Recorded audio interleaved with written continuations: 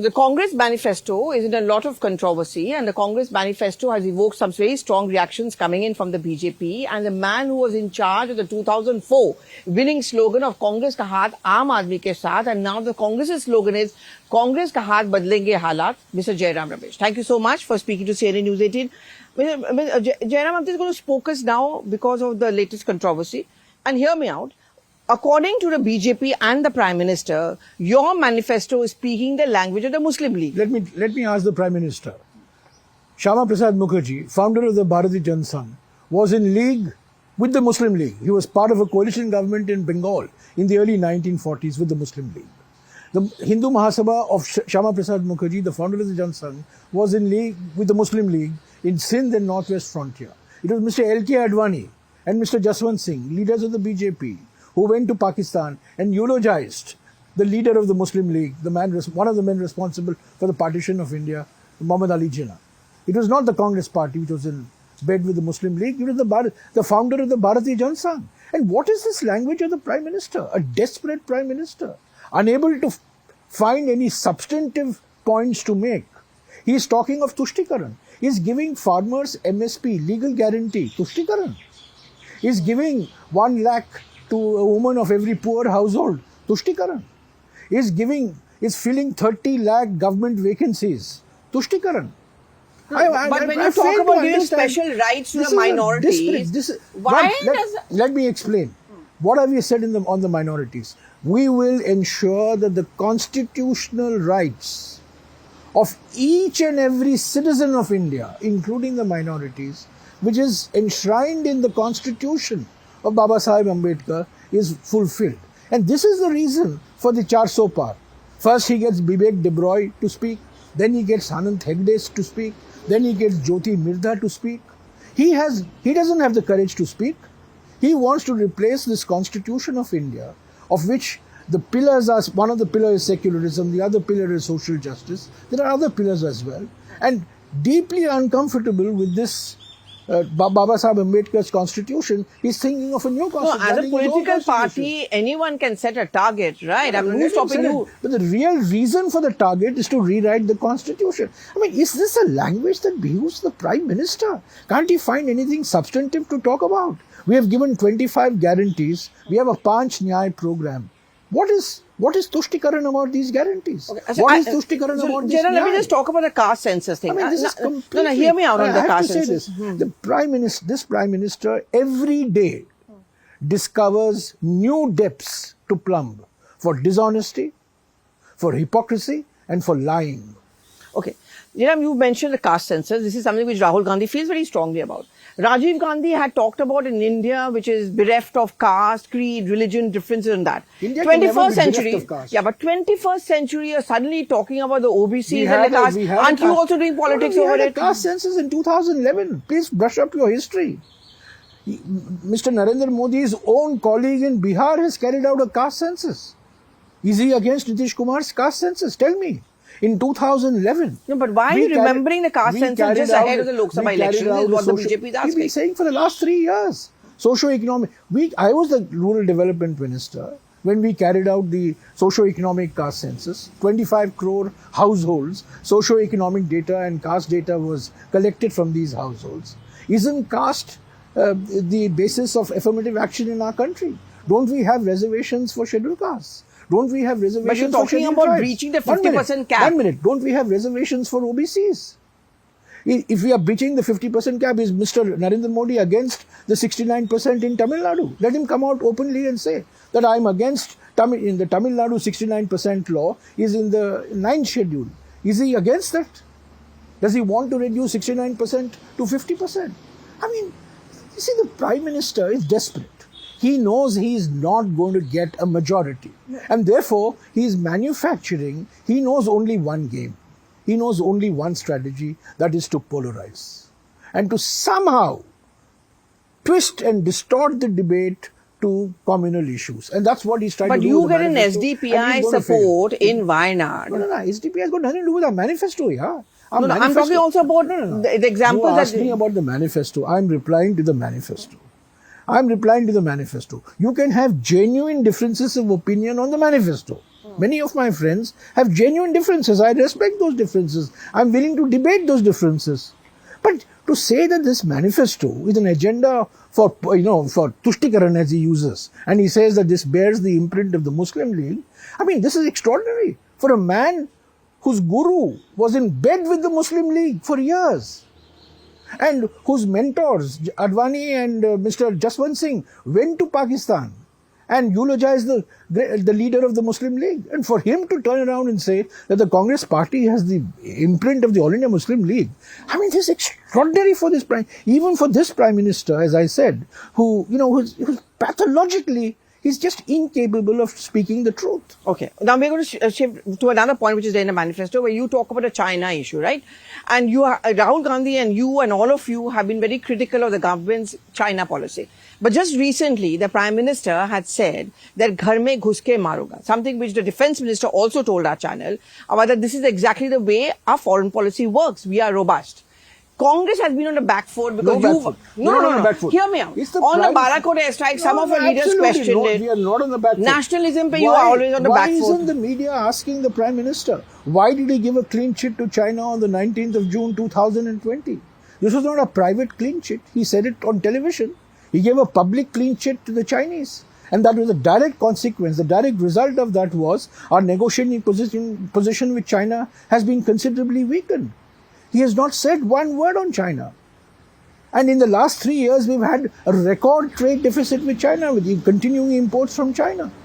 So all I'm saying, why don't you ask the Prime Minister? Why did he give... Okay, I'll ask the Prime Minister when I get to ask him. I'm asking you. No, I'm asking do you think... You are asking the Congress party. I am asking you, the Prime Minister owes the nation an explanation for his clean chit to China. Okay. When he Can said, I ask you this question? ना कोई बाहर से आया है, ना कोई हमारे जमीन पर बैठा हुआ है. But now the PM says, घर में घुस के मारूंगा. What is your reaction to that? No, listen. What do you appreciate the fact that our terrorists... 2024 elections are being fought on the घर के issues of महंगाई, of बेरोजगारी, of बढ़ती हुई आर्थिक विषमताएं, on price rise, on unemployment, on growing economic inequalities, the atmosphere of fear and intimidation. Those are the issues. Those are the issues. Is not an issue. We are a robust foreign policy is not an issue. We are distributing 8 crore guarantee cards to 8 crore families. Jairam, we are point going taken. Ghar. But we I also are going ghar. But I know you are going ghar, but I also want to ask you this question. Out of 25 crore ghars, we are going to 8 crore ghars with these Jairam, cards. I think it's fair that you listen to me. Price rise, unemployment. No, what should be fair is the media should be raising these issues. Can I ask you this question? Not beating the drum of the Prime Minister. 2014. This is a fair question. 2014, one of the main reasons which your own party colleagues agreed was a Pulwama attack. The fact is... 2019, I'm sorry. Yeah, 2019. So, that is an issue. Nationalism It's an intelligence works. failure. Have you taken the nation into confidence? You must have done some analysis. You must have done some post-mortem. Why it happened? Did you answer the questions of Satyapal Malik, who was the governor of Jammu and Kashmir? What are the intelligence failures? What are the points that Mr. Satyapal Malik raised? You appointed him. We didn't appoint him. You appointed him governor. He raised some issues. Have you answered those issues? But if now the Prime These Minister... are all diversionary issues. Even when the Prime Minister says these that... These are all diversionary issues. The issues for us in this election, महंगाई, बेरोजगारी, बढ़ती हुई आर्थिक विषमताएं, ध्रुवीकरण, भय, and this now new issue that has come up after the Supreme Court has declared the entire electoral bond scheme as unconstitutional. I'll come to that in a bit. I just want to finish up one by one. I want to finish. See, Jairam, all these issues, you are also, the Prime Minister you are also not letting me ask the questions. I want to ask you the questions. I'm only asking you, do you think that when a Prime Minister goes and says that, ghar mein ghus ke marunga, and at least in border areas, how can that be a diversionary tactic? He's talking right now deliberately. Okay. The Defence Minister and the Prime Minister to divert the nation's attention, to divert the narrative, because they're losing the narrative. They're losing the narrative on price rise, they're losing the narrative on unemployment, they're losing the narrative on social justice, they're completely lost the narrative on Kisans, completely lost the narrative on workers, industrial labor, unorganized sector. So therefore, you manufacture these issues, you get into these issues. Okay, now I'm going to ask you a couple of other questions. And this one point which Rahul Gandhi mentioned, which is there in your manifesto, altering the 10th schedule, immediate disqualification of defectors. Why? Are you bothered that there are so many people leaving the Congress party? Mr. Chidambaram has, most people are leaving the Congress party. Most of them are seeing washing machines at the end of the road. Some of them are leaving because of their private ambitions. But what's wrong in that? Nothing wrong. If they want to leave, they leave. After the party has given them everything, party has given them name, party has given them respect. What they have become is because of the party. If they still choose to leave the party, it's their decision. But some of them have left in response to fear, in response to intimidation, in response to threats. Let's be very clear about this. But you also... This is not what I'm saying. This is what leading newspapers have published. But Jairam, there are people from... There is a washing machine and there is a special washing powder in this country that cleans the stains of all congressmen who have been originally accused of. Take Mr. Praful Patel as an example. In 2014, the Prime Minister produced a charge sheet against Dr. Manmohan Singh and said that one of the biggest scams is the Air India scam. He showed a CAG report, right? Mr. Praful Patel joins the BJP, CBI closes the case. Why doesn't the Prime Minister apologize to Dr. Manmohan Singh, saying that I was wrong, the CBI was wrong? And I would say even Mr. Praful Patel should have the courage to say, why did you call me corrupt in 2014, now that you have closed the case? They have closed the case. And this is one of the main points in the charge sheet against Dr. Manmohan Singh. Okay. So but कहते हैं ना कि हमाम में सब नंगे हैं. I'm sorry to say that, even the media is quite about we are not doing an interview, we are bashing the media, but हमाम में सब नंगे हैं. In Telangana, showing a mirror to the media. In Telangana also, you're taking people from the BRS into your party. That is okay? Well, this is migration season, yeah. So then why are you blaming if people are leaving the Congress party? See, people are leaving the Congress party. I am not saying, the media is saying. The Indian Express reported out of 25 leaders, there are 23 leaders against whom there are charges. And you can see the electoral bonds. That's the best. One of the four routes. Let's finish up with Telangana. So if you're doing the same thing, why do you have a problem if BJP is doing the same? 1 minute. In the electoral bonds, nobody is threatening anybody in the BRS. The BRS guys are leaving and joining the Congress. Not because the Chief Minister of Telangana or Mr. Rahul Gandhi is threatening to send agencies against them. We don't control ED. We don't control CBI. We don't control income tax. Those are controlled by the central government. They're not controlled by the state government. And you want to change all of that if you Congress comes in? With this draconian powers that have been given. But Jairam Ramesh, of course, the draconian powers have been given. The law must prevail. The law must prevail. So I was just coming to that. The must be held guilty according to due process of law. I was reading in your manifesto, you say ki bail rather than jail. Just because you give electoral bond, you are let go. I mean, look at the way this hafta vasuli has worked.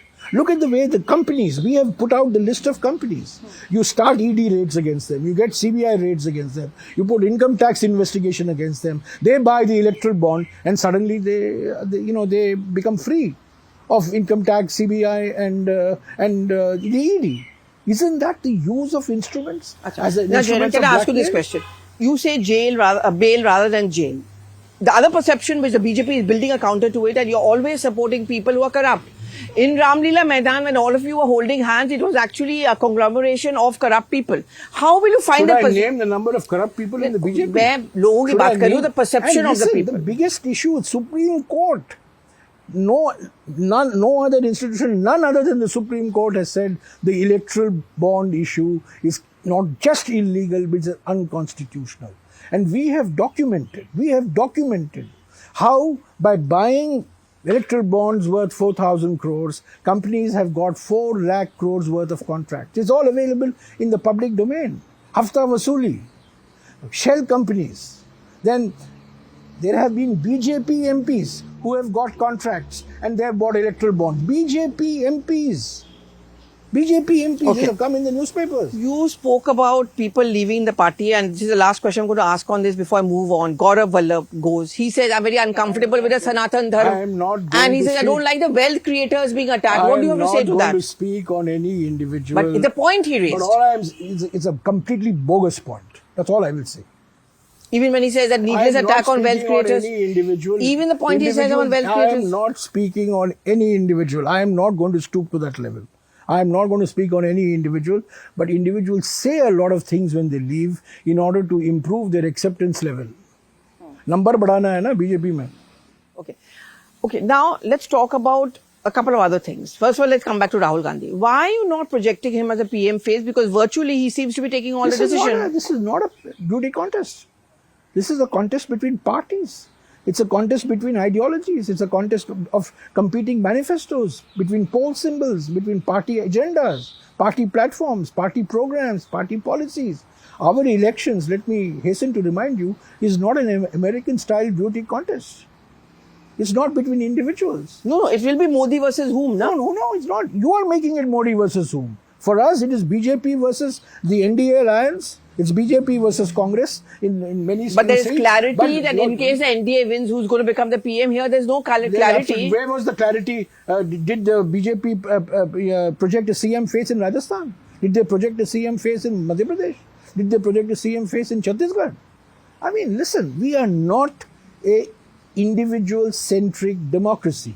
We are a party-centric democracy. The party is fighting these elections. But BJP is fighting, we are fighting, left parties are fighting, regional parties are fighting. So these are parties that are fighting. Parties ally, individuals don't ally. Parties come together, party workers come together, party organizations come together. So let's not get into this, personalization of our democratic system. That is dangerous to our democracy. Okay. Now let's talk about Amethi. What about it? What about it? Suspense. Today, on Smriti Irani ne soundbite diya where she's saying that what you did to Amethi in 2019, you're going to do to Wayanad now. That's what she said when she went to Wayanad. She can say and how she you're letting down the people of Amethi because you're trying to fool them and not tell them. Why is there no clarity? Is the Congress party... There is total clarity. Mr. Rahul Gandhi was asked this question on the 15th of March in Thane. And he answered, and I can do no better than to repeat what he said that day. He said, he was asked, क्या अमेठी से आप चुनाव लड़ेंगे? तो he said, मैं कांग्रेस का वफादार सिपाही हूँ, जो CEC तय करेगा, मैं उसी निर्णय का पूरा पालन करूँगा. So does the party want him to contest from Amethi? No, if you are asking me, is the party want him to contest? The answer is yes. The people of Amethi want him to contest. Party is yes. But ultimately, these are decisions that are discussed in the CEC and a considered view is taken. And first of all, I'm not a member of the CEC. And secondly, there is still lots of time before the nomination process starts for Amethi on the 27th particularly. Priyanka Gandhi Vadra, why should she not enter active politics? I mean, she's played a very important role. Of course, she's our star campaigner. She has campaigned relentlessly, indefatigably. She's still doing so. If she wants to contest, I'm sure she will make her mind and decision known to the CEC, and the CEC will take a call. Is there popular demand for her? The answer is yes. Does the organization want her to contest? The answer is yes. But these are decisions that are not forced down people. These are decisions that people take, then they get discussed, and then the CEC takes a considered view of these candidatures. So I see we are not a party where one man's writ runs. That's what they say about the Congress. We have a system. Names come, and if you're asking me whether there is keenness and enthusiasm for Priyanka Gandhiji's name and Rahul Gandhiji's name in the UP Congress system, the answer is yes. But Jairam, there seems to be a problem as far as seat sharing talks are goes. I mean, Absolutely not. Do you regret the fact that Mamata Banerjee is not by your side? She's not part of her. She's part of the India Alliance. So are you hoping... We may not have shared seats, but we share the same priority. We share the same ideology. So are you hoping that if case the Congress and India Front is in a position to form the government, but if fall short of numbers... We are not hoping. We know. What's your target then? Inka to 400 par hai, aapka kya hai? We will definitely cross 272.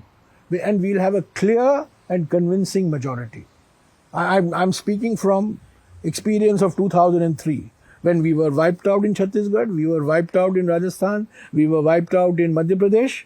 There was India shining. There was this Bhishma Pitamaha of Indian politics, Atal Bihari Vajpayee, was the Prime Minister. And people like you were not giving us any chance. And ultimately, the Congress... That's not true, I was there. Congress, by you, I mean, the community, the tribe that you represent. And we emerged as the single largest party. And we formed a majority by a clear and convincing and a stable majority. Okay, before I let you go, there are parties like the BSP which are fence-sitters. The more Prime Minister speaks, the more his desperation becomes evident. This is a desperate Prime Minister. This is not a nervous Prime Minister alone. This is a desperate Prime Minister. You don't think Ram Mandir and all of this are going to be an issue? He knows that after June 4th, it has to be a long retirement for him. You don't think Ram Mandir and all of them are going to be an issue? They're trying to make all these... No, I'm asking you because you people didn't know. For me, the real issue is price rise. The real issue is unemployment. The real issue is the economic inequality. The real issue is the injustice that has been done to youth, to farmers and to women and to the socially disadvantaged groups in the country. Those are the real issues. There are real, pressing, urgent economic and social issues which the Prime Minister is trying to divert attention from. Okay, last question. There are parties like the BSP and all who have stayed away from you. Are you hoping in case the 272 part, they'll come and join you? It's up to the BSP. Would you want to? Would you want them to? How can I tell you? First of all, I'm not part of the high command of the India Alliance. There are leaders. They meet. They take a decision. There are pluses. There are minuses. People have joined us before the election. There may well be parties who may join us after the election. They may well be. Once, we get a majority, I'm not saying if we get a majority, when we get a majority on June 4th, they may well join us. Some of the NDA allies may well join us. One of the reasons why there may be reverse migration taking place. Okay, so we'll wait to see that. But do you think it's good that you had an alliance with, say, an AAP who has been your fighter, who has grown at the cost of the Congress party in retrospect? Well, listen, we came to an understanding with Aam Aadmi Party. We know the background of the Aam Aadmi Party. The priorities of the Aam Aadmi Party and the priorities of the Congress converge. Today, it is to provide India and Indians freedom from autocratic rule, to save our constitution, to save our democracy, to address the problems of farmers and women and youth. Now, if there is convergence between any party, and Aam Aadmi Party happens to be one of them, and the Congress Party, they are welcome to join the India Alliance. Anyway, so I guess I'll see you next on 4th June. Maybe before that also, but 4th June definitely. And as they say, doodh ka doodh, pani ka pani. So we'll come to know all that. But thank you very much, Jairam, as always, for speaking to CNN News. Thank you.